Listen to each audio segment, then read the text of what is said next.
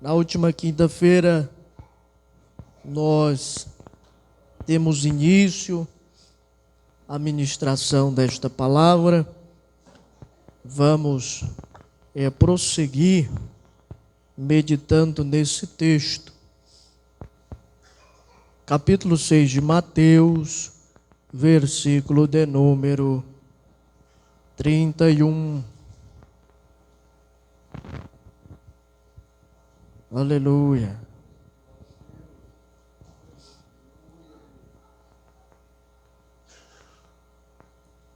Quem encontrou diz amém. Diz assim: não andeis, pois, inquietos, dizendo: que comeremos, ou que beberemos, ou com que nos vestiremos? Porque todas estas coisas os gentios procuram. Pois vosso Pai Celestial bem sabe que necessitais de todas estas coisas. Mas buscai primeiro o reino de Deus e a sua justiça, e todas estas coisas vos serão acrescentadas. Amém? Podeis sentar glorificando o nome do Senhor. Aleluia. Na semana passada, nós demos início a este assunto. Aleluia. E nós vemos que no capítulo 5 do Evangelho de Mateus, o Senhor Jesus Cristo inicia o famoso Sermão da Montanha. E nós falamos sobre os aspectos da justiça do reino. O primeiro aspecto da justiça do reino, em que nós elucidamos aqui, foi a respeito da influência. A influência do cristão no mundo. Essa influência, ela tem a capacidade de alteração, de mudança na vida das pessoas que estão ao nosso redor. Como, por exemplo, o sal, ele tem um poder de dar sabor a um alimento, quando este alimento é temperado, bem temperado. Não é bom você comer uma carne crua, uma carne que não foi bem temperada, não é verdade? Então, para que seja dado aí um sabor, é necessário ter o sal, ou seja, ele altera aquela substância.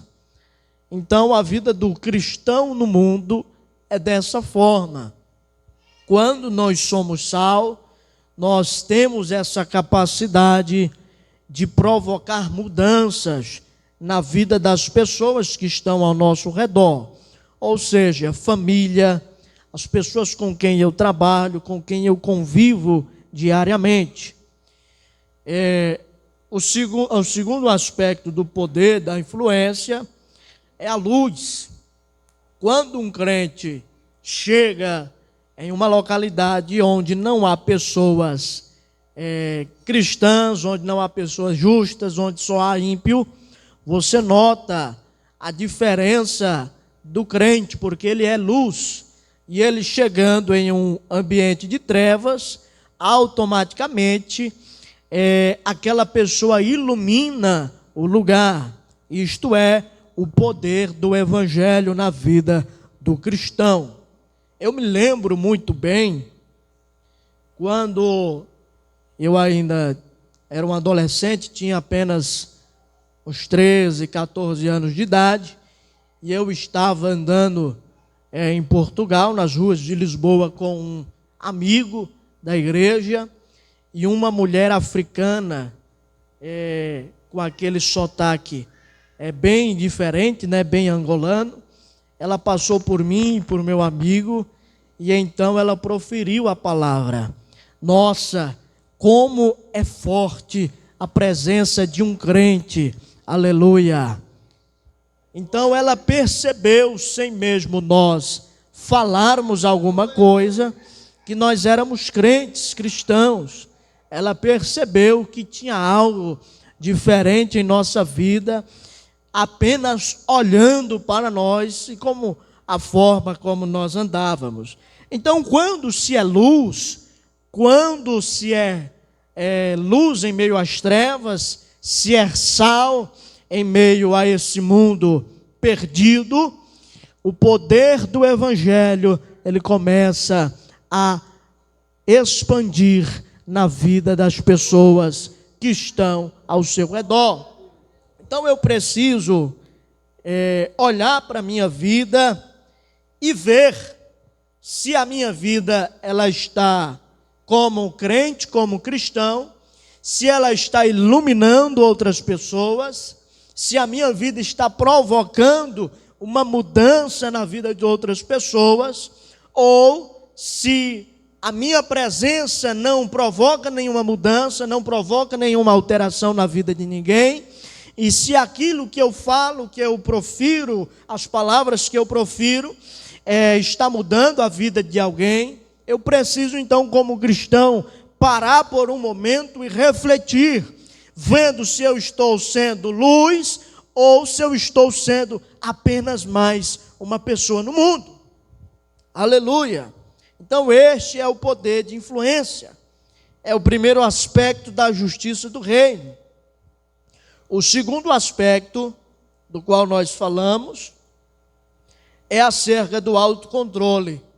O primeiro, o aspecto da influência, nós falamos do versículo de número 12 do capítulo 5 ao versículo de número 16. E acerca do segundo aspecto, que é o autocontrole, nós falamos dos versículos de número 21 até o versículo de número 42. Aleluia! Como foi falado, o autocontrole é nada mais, nada menos que o domínio próprio. E esse domínio próprio, ele não vem das capacidades intelectuais humanas, mas ele vem por intermédio do fruto do Espírito Santo. O ser humano, ele pode até tentar ter um autodomínio, um autocontrole, domínio próprio, mas nas suas finíssimas capacidades humanas, ele não conseguirá ter sucesso como é com o fruto do Espírito Santo. Aleluia! Porque a carne, ela vai falar, ela vai pedir, mas quando nós possuímos o fruto do Espírito Santo de Deus, o Espírito Santo, ele tem voz ativa na nossa vida. Aleluia, a força do Espírito é maior, oh glória, bendito é o nome do Senhor Jesus. Quando o Senhor Jesus Cristo fala para os discípulos lá no jardim do Getsêmani, quando eles estão ali dormindo, Jesus quer orar junto com os discípulos, mas eles não conseguem, eles ficam cochilando na oração, e aí Jesus chega e diz para ele: olha, vigiai e orai, para que não entreis em tentação. O espírito realmente está pronto, mas a carne é fraca. Ele não está se referindo ao Espírito de Deus na nossa vida, mas ele está se referindo ao espírito humano. O ser humano é formado por corpo, alma e espírito. Aleluia! Então o espírito que Deus colocou em mim, em você, ele realmente está pronto, mas essa carne, esse corpo, ele tem desejos, aleluia, e para controlar esses nossos instintos e desejos, nós precisamos do fruto do Espírito Santo, do poder do Espírito de Deus na nossa vida. Aleluia! Então é o Espírito de Deus que opera na minha e na tua vida, para que nós não deixamos nos levar pelos desejos da carne, pela concupiscência da carne, aleluia, mas permanecer na rocha alicerçada, que é o Senhor Jesus Cristo. Aleluia! Então é o Espírito de Deus que nos conserva na presença de Deus em santidade. Vamos ler capítulo 4 de Efésios, o versículo de número 30. Lê para mim aí, Tarcísio. Efésios 4, versículo 30.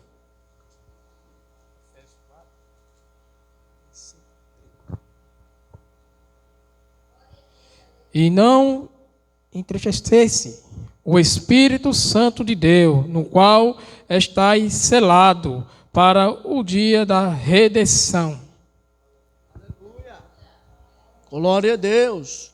E não entristeçais o Espírito Santo de Deus. Por quê? Porque nós já fomos selados por Ele. O selo do Espírito Santo, ele é inquebrável. A única pessoa que pode levar o Espírito Santo a entristecer-se é você mesmo. Aleluia. Então nós precisamos deste fruto do Espírito para que nós não venhamos nos levar pelo instinto da carne, pelas concupiscências da carne, pelo desejo carnal. Vamos ler Tiago, capítulo 1, versículo 14, que diz assim, vou ler o versículo de número 13. Ninguém sendo tentado diga, de Deus sou tentado, porque Deus não pode ser tentado pelo mal, e a ninguém tenta. Olha o que diz o verso 14. Mas cada um é tentado quando atraído e engodado pela sua própria concupiscência. Depois, havendo a concupiscência concebido, dá luz ao pecado, e o pecado, sendo consumado, gera a morte. Veja que há um processo para que o crente seja levado a pecar.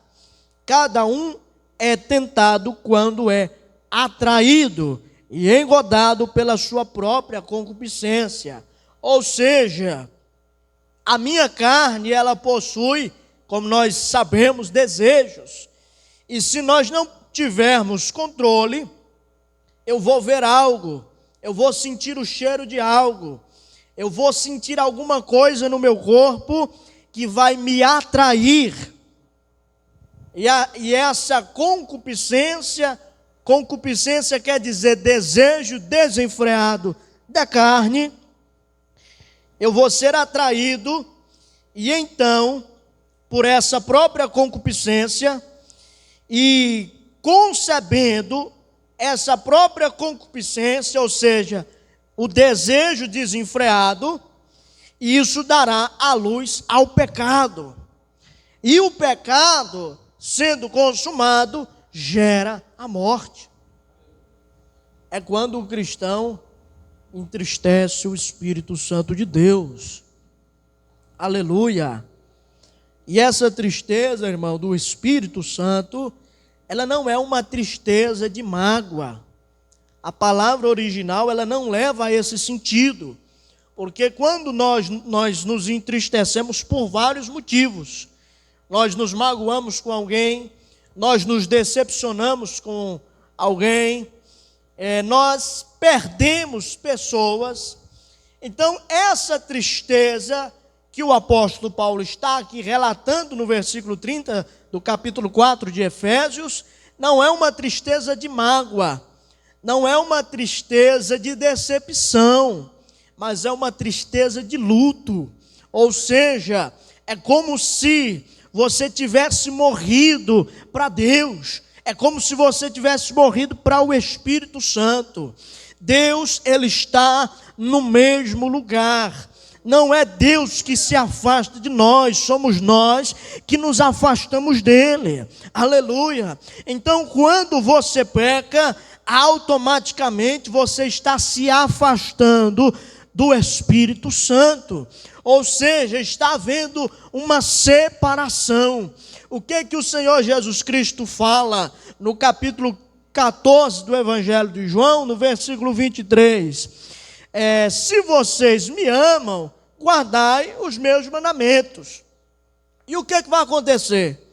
E eu e o meu Pai viremos para você e faremos em você morada. Aleluia. Então, quando nós pecamos, nós estamos expulsando o próprio Deus da nossa vida. Então, é por isso que o crente precisa ter o fruto do Espírito Santo de Deus, o segundo aspecto da justiça do reino. Aleluia. Porque só cumprindo a justiça do reino, buscando a justiça do reino, é que nós iremos chegar na cidade santa, na Nova Jerusalém, aleluia, e teremos a dignidade, a possibilidade de entrar na cidade pelas portas, como diz o livro do Apocalipse no capítulo 22, aleluia. Nós entraremos com as nossas vestes lavadas pelo sangue do Senhor Jesus Cristo, com as nossas vestes purificadas, oh glória. Bendito é o nome do Senhor, porque nós buscamos o reino de Deus e a sua justiça, aleluia, e Ele é fiel para nos sustentar, para nos manter de pé e para nos dar vitória no final da jornada. Nós então caminhamos para o terceiro aspecto da justiça do reino, que está descrito nos versículos 43 a 48 do capítulo 5 de Mateus, que diz: ouvistes que foi dito, amarás o teu próximo e odiarás o teu inimigo. Eu vos digo, porém, amai a vossos inimigos, bendizei os que vos maldizem, fazei bem aos que vos odeiam e orai pelos que vos maltratam e vos perseguem, para que sejais filho do vosso Pai que está nos céus, porque faz que o sol se levante sobre os maus e os bons, e a chuva desça sobre os justos e os injustos. Pois se amardes os que vos amam, que galardão tereis? Não fazem os publicanos também o mesmo? E se saudardes unicamente os vossos irmãos, que fazeis demais? Não fazem os publicanos também assim? Sede vós, pois, perfeitos, como é perfeito o vosso Pai que está nos céus. Aleluia! Bendito é o nome do Senhor Jesus. O terceiro aspecto trata-se do amor de Deus, agindo, na verdade, em compaixão. A Bíblia diz, no último capítulo do Evangelho de João, onde o Senhor Jesus Cristo está tendo uma conversa com Pedro. Vamos ler o capítulo 21. Mantenha a sua Bíblia aberta, irmão, e acompanhe a leitura para que você possa ter mais intimidade com a palavra. O capítulo 21 do Evangelho de João. Jesus está conversando com Pedro, e essa conversa, quando nós lemos-a, nós ficamos um pouco com dúvidas, devido à escrita. Diz assim o versículo de número 15: E depois de terem jantado, disse Jesus a Simão Pedro: Simão, filho de Jonas, amas-me mais do que estes? E ele respondeu: Sim, Senhor, tu sabes que te amo. E disse-lhe: Apacenta as minhas ovelhas. Tornou a dizer-lhe segunda vez: Simão, filho de Jonas, amas-me? Disse-lhe: Sim, Senhor, tu sabes que te amo. Disse-lhe: Apacenta as minhas ovelhas. Disse-lhe terceira vez: Simão, filho de Jonas, amas-me? Simão entristeceu-se por lhe ter dito terceira vez: Amas-me? E disse-lhe: Senhor, tu sabes tudo, tu sabes que eu te amo. Jesus disse-lhe: Apacenta as minhas ovelhas. Veja que aqui o Senhor Jesus Cristo está querendo arrancar de Pedro uma confissão do amor que Pedro sentia pelo Senhor Jesus Cristo. Mas a palavra no grego que Jesus está usando, quando ele pergunta, amas-me mais do que este, é ágape, ou seja, se refere ao amor de Deus. A palavra, na verdade, é agapau, se refere ao amor de Deus. Um amor que não espera recompensa, um amor perfeito. Um amor que lança fora todo medo, como diz o apóstolo João. Mas a resposta de Pedro não é essa mesma palavra, porque no grego nós temos várias palavras para se referir a amar. A palavra que Pedro diz, e ele respondeu, sim, Senhor, tu sabes que te amo, não é agapau, é filia, é o amor filéu, ou seja, um amor entre irmãos, não é um amor agapau, não é o amor de Deus, aleluia. E nós temos 4 palavras para se referir a amor no grego, que é o amor storge, que se refere ao amor entre o esposo e a esposa, o amor eros, que é a paixão, e também o amor filéu, que é o amor entre irmãos, e o amor ágape, que é o amor de Deus. Então, aqui, aquilo que Jesus está falando é mais profundo daquilo que nós compreendemos quando nós fazemos essa leitura rapidamente, sem aprofundar no sentido original. Então, o que Jesus está tratando aqui é do amor de Deus, um amor perfeito, um amor genuíno, aleluia. Não é um amor que você ama alguém, mas você está esperando receber dele algo em troca. Não é um amor que você dá um presente para alguém no dia do aniversário dele, mas você espera que no seu aniversário ele dê também. Aleluia. Não é um amor que você faz uma bondade para uma pessoa e você fica esperando que no momento oportuno ela faça para você também. Não, mas é um amor perfeito, um amor que não se espera recompensa, um amor que não se espera ação de outra pessoa, aleluia, mas é um amor genuíno, íntegro, reto, oh glória, um amor que não espera por algo de alguém, mas que ama mesmo a pessoa sendo imperfeita, mesmo essa pessoa sendo falha, mesmo essa pessoa não merecendo aquilo que você dá para ela, mas você continua amando, sustentando, aleluia, continua firme, oh glória, porque este é o verdadeiro amor. Aleluia. Vamos ler 1 João, primeira carta do apóstolo João. Aleluia. Bendito é o nome do Senhor Jesus. Capítulo 4, o versículo 7, que diz: amados, amemo-nos uns aos outros, porque o amor é de Deus, e qualquer que ama é nascido de Deus e conhece a Deus. Aquele que não ama não conhece a Deus, porque Deus é amor. Nisto se manifesta o amor de Deus para conosco, que Deus enviou seu Filho unigênito ao mundo, para que por ele vivamos. Nisto está o amor, não em que nós tenhamos amado a Deus, mas em que ele nos amou a nós, e enviou seu Filho para propiciação pelos nossos pecados. Amados, se Deus assim nos amou, também nós devemos amar uns aos outros. Ninguém jamais viu a Deus. Se nos amamos uns aos outros, Deus está em nós, e em nós é perfeito o seu amor. Nisto conhecemos que estamos nele, e ele em nós, pois que nos deu do seu Espírito.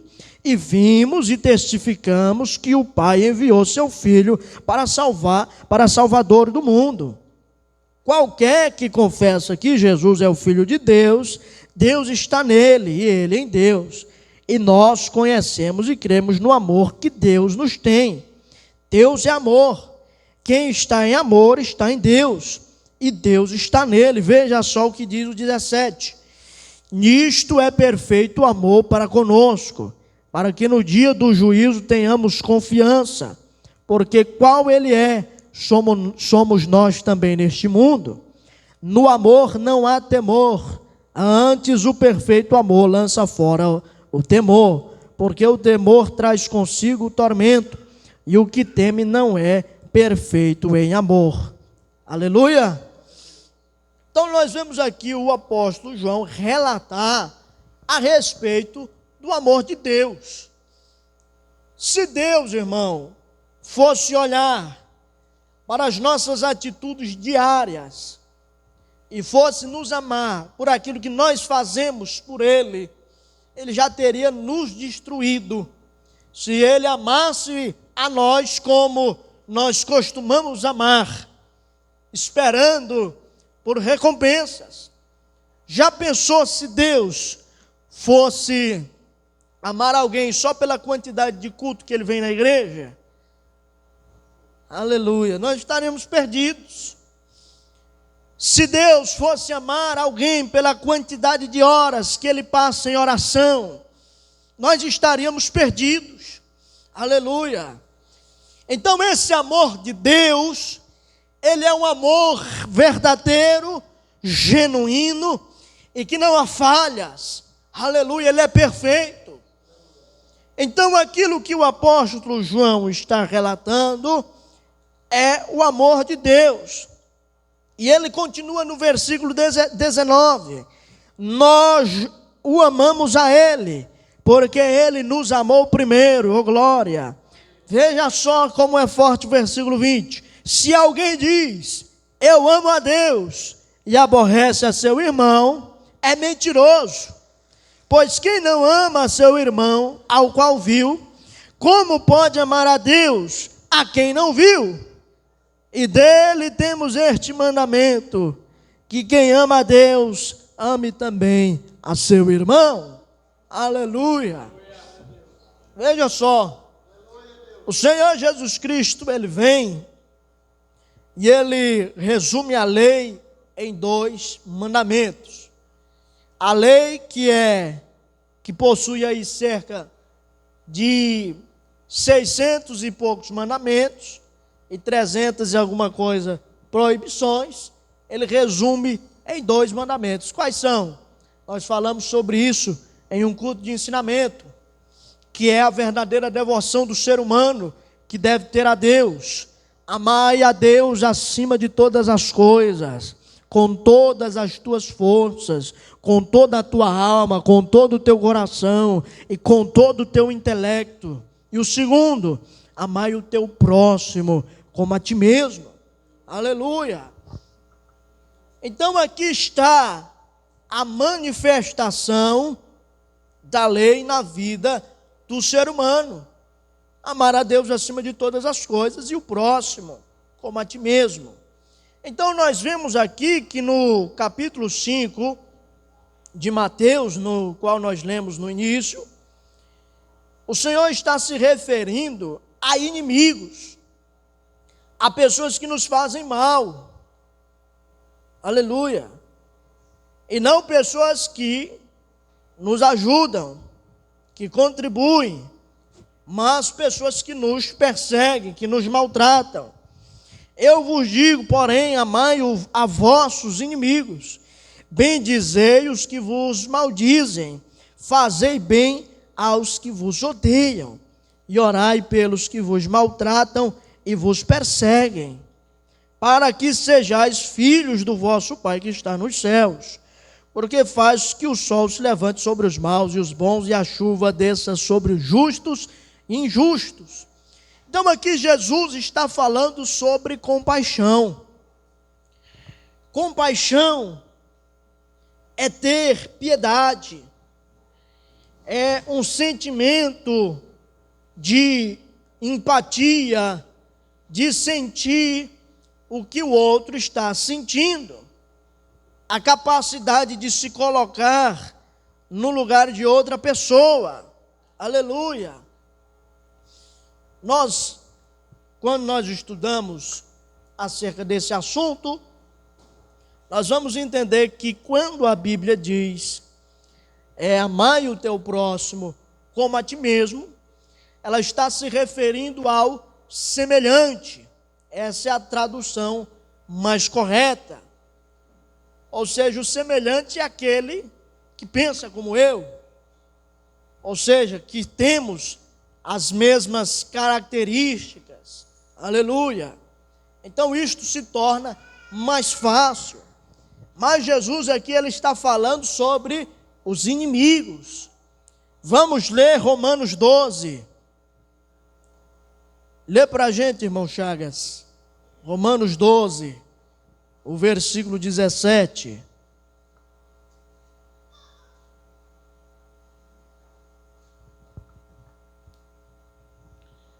A ninguém torneis mal por mal. Curai mal por mal. Procurai as coisas honestas perante todos os homens. Aleluia. Então veja só. A normalidade do mundo é responder aquilo que ele recebeu no mesmo nível, ou até mesmo pior. Então, se alguém faz o mal para mim, automaticamente o meu instinto é fazer pior com ele ou do mesmo nível. Então, o apóstolo Paulo aqui está se referindo ao Sermão da Montanha. A ninguém torneis mal por mal, procurai as coisas honestas perante todos os homens. Aí ele continua. Se for possível, olha só, se for possível, trata-se de possibilidade. Quando estiver em vós, tende paz com todos os homens. Aleluia, veja só, se for possível, se você tiver o amor de Deus na sua vida, não vos vingueis a vós mesmos, amados, mas dai lugar à ira, porque está escrito, minha é a vingança, eu retribuirei, diz o Senhor. Porque se o teu inimigo tiver fome, dá-lhe de comer, se tiver sede, dá-lhe de beber, porque fazendo isto, amontoarás brasas de fogo sobre a tua cabeça. Não te deixes vencer do mal, mas vence o mal com o bem. Glória a Deus. Bendito é o nome do Senhor Jesus. Quando ele diz, dá lugar à ira, deixe lugar à ira, ele está se referindo a colocar aquele sentimento nas mãos do Senhor. Por quê? Porque em Ezequiel diz, minha é a vingança, eu retribuirei, diz o Senhor. Então, quando algo ruim acontece comigo, quando alguém faz algo ruim contra a minha vida, contra aquilo que eu faço, contra a minha família, não sei, o que é que o crente deve fazer? Ele pode se irar, porque é normal. O pecado não está na ira, mas está na ação. Aleluia. E então aí ele diz, bendito é o nome do Senhor Jesus, porque está escrito, minha é a vingança, eu retribuirei, diz o Senhor. Portanto, se o teu inimigo tiver fome, dá-lhe de comer, se tiver sede, dá-lhe de beber. Aleluia, bendito é o nome do Senhor Jesus. Por quê? Porque você amontoará as brasas vivas sobre a tua cabeça. Isso trata, irmão, de galardão, de recompensa. Oh glória, bendito é o nome do Senhor Jesus. Ele está contemplando as nossas ações, as nossas atitudes.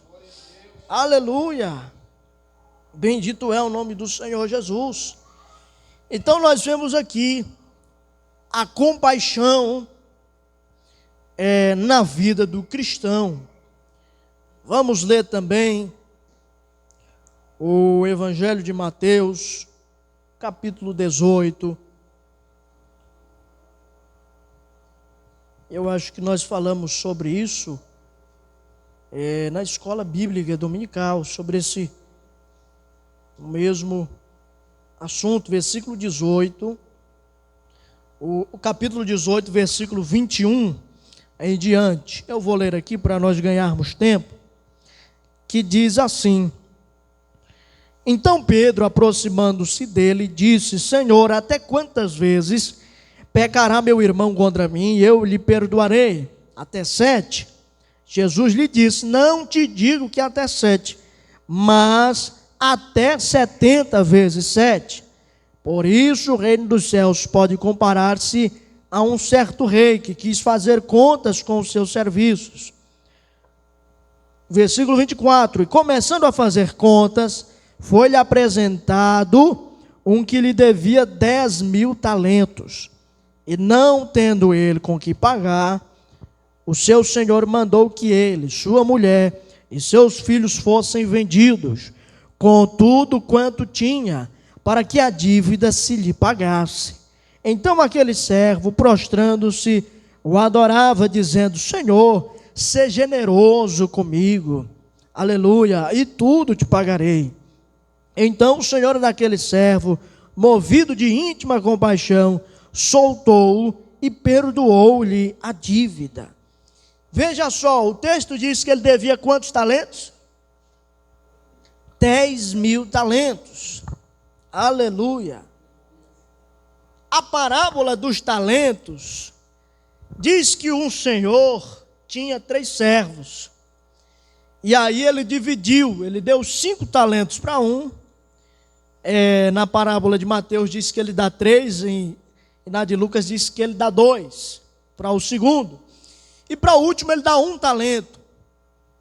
E eu estive pesquisando, e os historiadores afirmaram, que 1 talento daquele equivale a $1.000 hoje.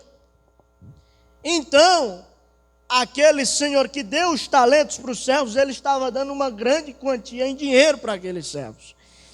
E eu fazendo aqui a matemática desse homem, ele devia 10.000 talentos. Olha o que Jesus faz, ele coloca lá em cima algo já impossível para se pagar. A matemática aí vai dar que ele devia 10 milhões de dólares para aquele homem. Vai dar aí cerca de 50 milhões de reais. Aleluia. Então veja que aqui ele não tinha possibilidades. Ele não tinha como arranjar aquela quantia em dinheiro para ser paga. Talento era uma moeda muito cara, era um valor altíssimo. Aí o texto continua: o Senhor perdoa a dívida daquele homem, perdoa aí 50 milhões de reais. Aquele homem era muito rico para perdoar um dinheiro dessa quantidade. Aleluia. Olha o que diz o versículo 28. Saindo, porém, aquele servo encontrou um dos seus conservos, que lhe devia 100 dinheiros. Olha só. E lançando mão dele, sufocava-o, dizendo: paga-me o que me deves. Então o seu conservo, prostrando-se a seus pés, rogava-lhe, dizendo: Sê generoso para comigo, e tudo te pagarei. Ele, porém, não quis, antes foi encerrá-lo na prisão, até que pagasse a dívida. Vendo, pois, os seus conservos o que acontecia, contristaram-se muito, e foram declarar ao seu senhor tudo o que se passara. Aleluia. Então veja só, que ele recebeu o perdão de uma quantia absurda. E denário, o dinheiro que ele fala aqui, a moeda é o denário, era uma pequena quantia em dinheiro, equivalia aí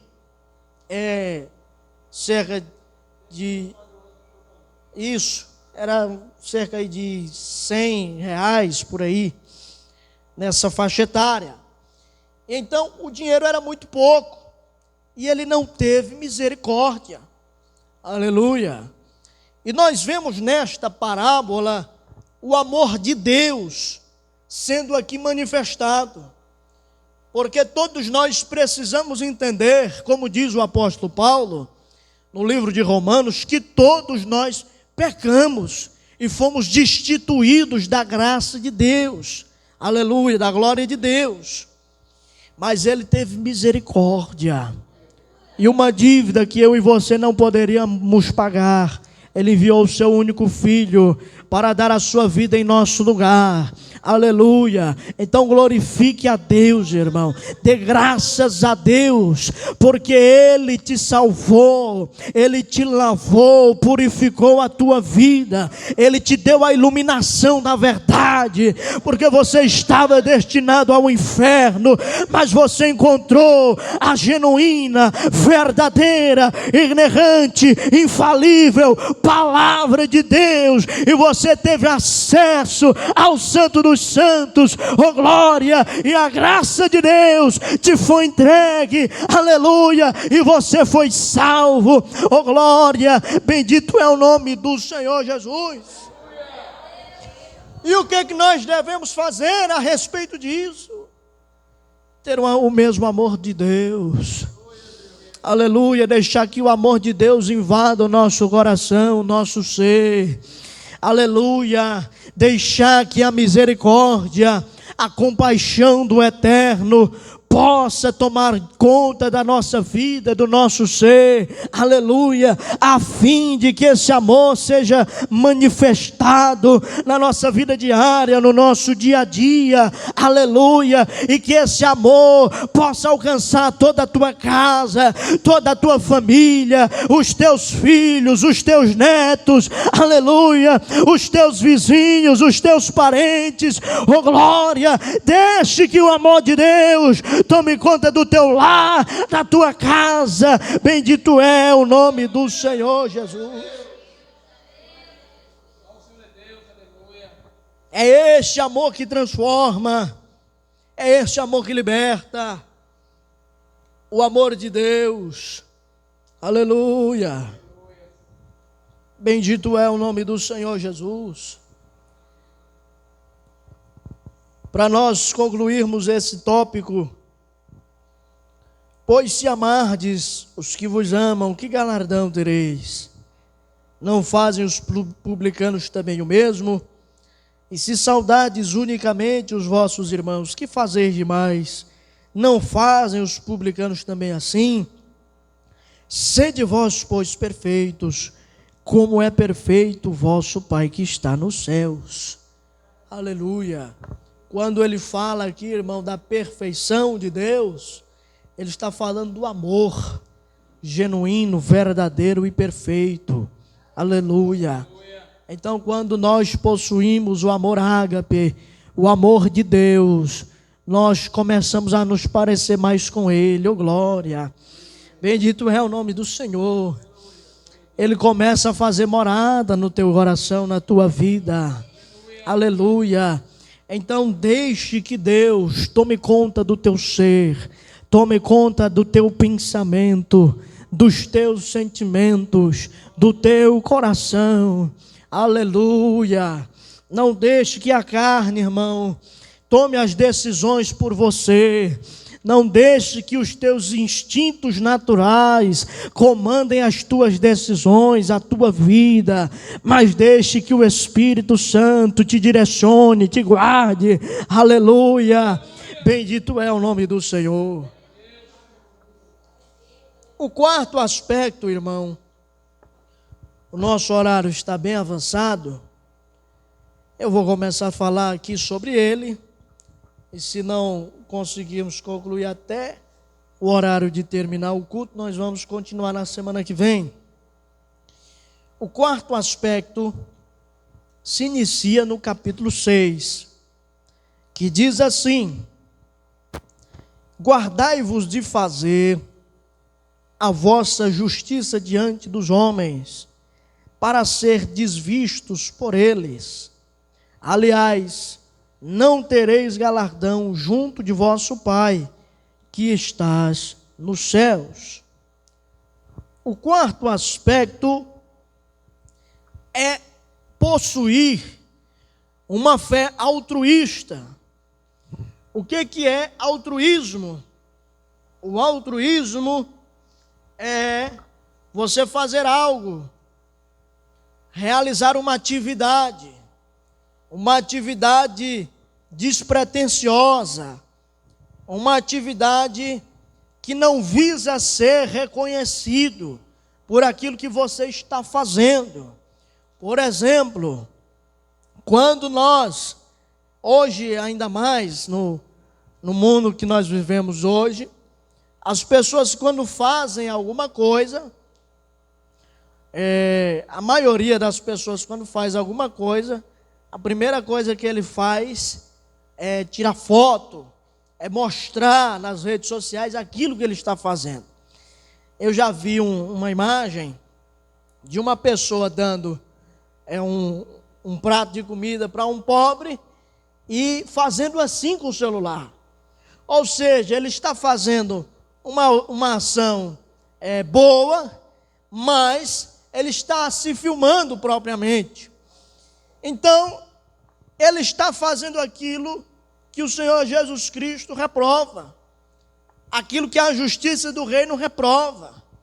Ou seja, aquilo que eu faço em prol de alguém precisa ser altruísta, sem esperar que seja reconhecido. Aleluia. É você realizar qualquer coisa em prol do bem de alguma pessoa, mas sem esperar que seja reconhecido por isso. Olha o que continua dizendo o texto. Quando, pois, deres esmola, não faças tocar trombeta diante de ti, como fazem os hipócritas nas sinagogas e nas ruas, para serem glorificados pelos homens. Em verdade vos digo que já receberam o seu galardão. Essa fé altruísta, nós vamos ver o Senhor Jesus falar disso, do versículo de número 2 até o versículo de número 18, em três situações diferentes. Primeiro, ele fala das esmolas. Segundo, ele fala da oração, do versículo 5 ao versículo 15. E por último, ele fala sobre o jejum, do versículo 16 ao 18.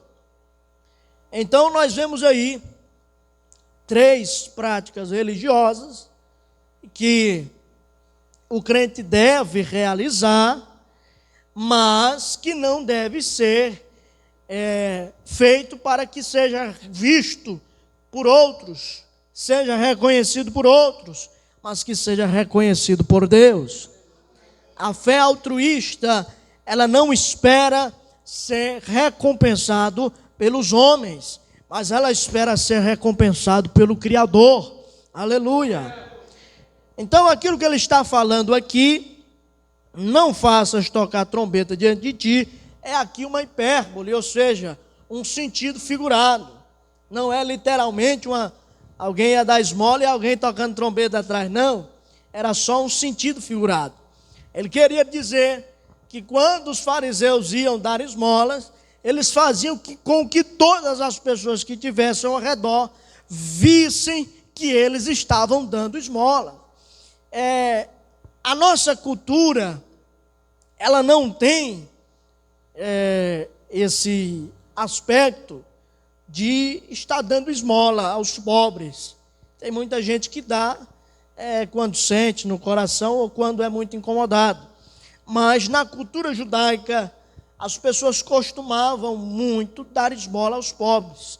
É por isso que todo judeu, irmão, ele é rico, ele é próspero, porque ele não tem dó quando ele vai dar algo para alguém. Quando ele vai ofertar, quando ele vai dizimar, ele não tem pena, ele não tem dó de tirar o dinheiro dele. Aleluia. Por isso que todo judeu é próspero. Por quê? Porque eles possuem o princípio da generosidade. E toda pessoa que é generosa, Deus, através da sua palavra, Ele confirma que Ele abençoa. Então, os judeus, eles tinham esta prática. Alguns estudiosos dizem que muitos davam de esmola cerca de 20% da renda que eles possuíam. Veja só. Então, era muita coisa. que eles tiravam para dar esmolas. E o texto continua: mas quando tu deres esmola, não saiba a tua mão esquerda o que faz a tua direita, para que a tua esmola seja dada ocultamente, e teu pai, que vê em segredo, te recompensará publicamente. Então essa justiça do reino altruísta, uma fé altruísta, não está na questão de ser reconhecido por aquilo que eu faço de bom, por alguma pessoa, por algum homem, mas de ser reconhecido por Deus. Quando ele diz que a tua mão direita não saiba o que faz a tua esquerda, ele está se referindo também a um sentido figurado. Ele está falando de um arrependimento. Uma vez eu estava descendo do carro e uma pessoa me abordou pedindo dinheiro, que queria comer. E aí eu me lembro que eu só coloquei a mão no bolso, tirei uma nota e dei para ela. E aí depois, quando eu saí, voltei, aí fui ver quanto dinheiro eu tinha no bolso, aí eu tinha dado uma nota grande para aquela pessoa, e eu fiquei, meu Deus, o que foi que eu fiz? Então aqui ele está se referindo a um arrependimento. Ou seja, eu dou algo para o irmão Chagas, ele está precisando, mas daqui a pouco eu fico pensando, rapaz, por que eu dei aquilo para o fulano de tal? Por que foi que eu fui dar aquele negócio? Eu estou precisando hoje e dei para aquela pessoa. Então ele está falando de um arrependimento. Não saiba a tua mão esquerda o que faz a tua direita.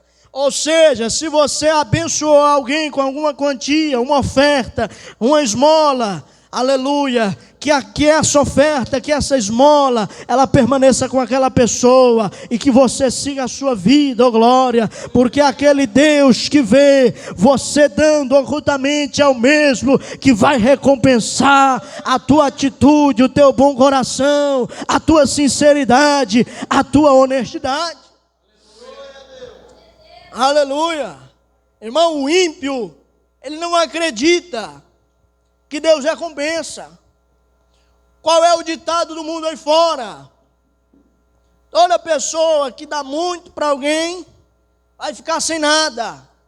Mas a Bíblia, ela diz o contrário. Aleluia.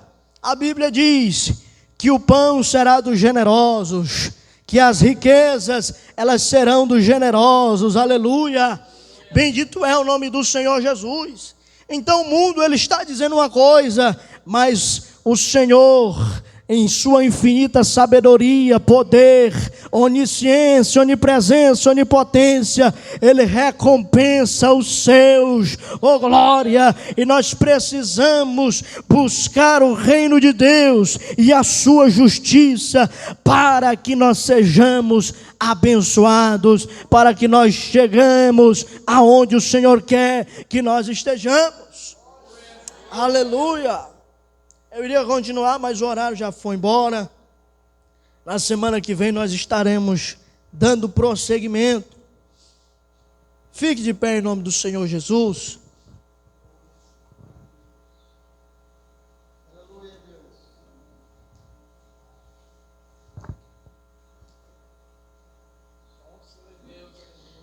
Então, o quarto aspecto da justiça do reino de Deus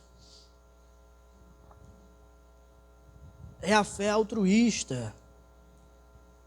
Ações baseadas no altruísmo. É o amor ao próximo.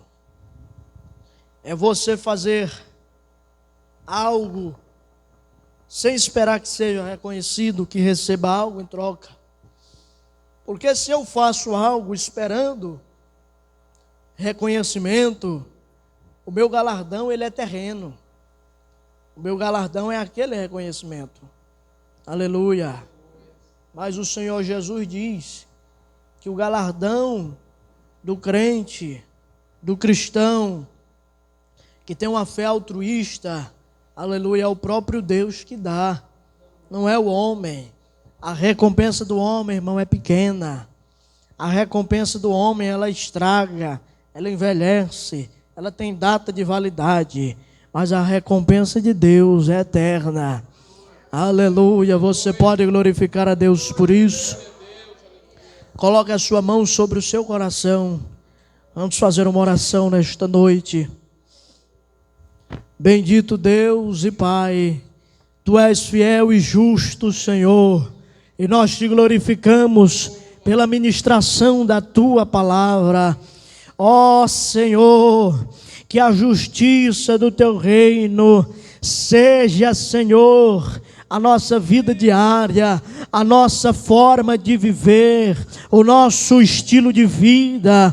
Ó Papai querido, que nós tenhamos a capacidade, ó Deus, de buscar primeiro o Teu reino, de buscar, Senhor, a Tua presença.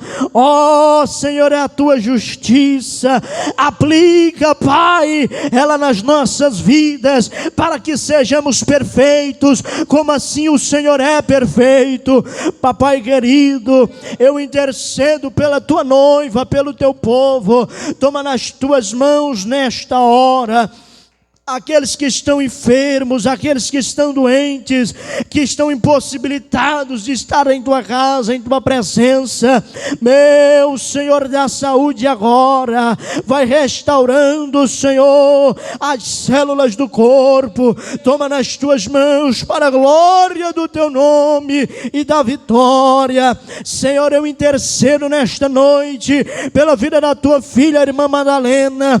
Toma ela, Senhor, naquele leito de UTI, entra naquele hospital, Senhor, nesta hora, e em nome do Senhor Jesus Cristo, Pai, toca na saúde da Tua filha, pois nós cremos que Tu és o médico dos médicos, Senhor dos senhores. Tu tens poder, ó Pai, então opera nesta noite, restaura a saúde da Tua serva, para a glória do Teu nome.